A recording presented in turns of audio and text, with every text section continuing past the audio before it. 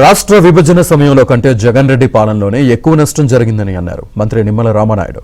గత పాలనలో ఆర్థిక విధ్వంసం జరిగిన కూటమి ప్రభుత్వం రాష్ట్రాన్ని అభివృద్ధి పదంలో నడిపిస్తుందన్నారు. ప్రస్తుతం జరుగుతున్న పట్టభద్రుల ఎమ్మెల్సీ ఎన్నికలు కూటమి ప్రభుత్వ పనితీరుకు ప్రజలిచ్చే తీర్పని ఆయన అన్నారు.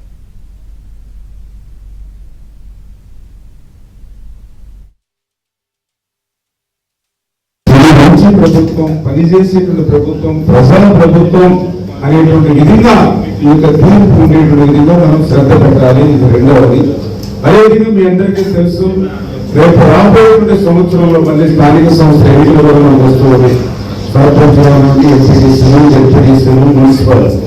రేపు వచ్చేటువంటి మున్సిపల్ ఎన్నికలు కూడా మరి గ్రాడ్యుయేట్ ఎమ్మెల్సీ ఎన్నిక ఏదైతే ఉందో ఇది మన కేడర్ కానీ నాయకులకు కానీ ప్రజలకు కానీ రేపు ఈ స్థానిక సంస్థల ఎన్నికలు కూడా ఈ గెలుపు మనకు ఉపయోగపడుతుంది.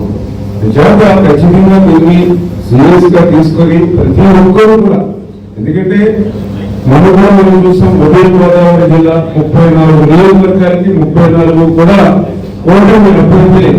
అంటే రాష్ట్రంలో 93% స్ట్రైక్ రేట్ తో కూటమి అభ్యర్థులు గెలుపొందితే ఉభయ గోదావరి జిల్లాలో మనం 100% స్ట్రైక్ రేట్ తో మనం సాధించాం. అందుచేత ఈ యొక్క గ్రాడ్యుయేట్ ఎమ్మెల్సీ కూడా అదే రకంగా 100% స్ట్రైక్ రేట్ తోటి మనం గెలుపొందవలసిన అవసరం ఉంది.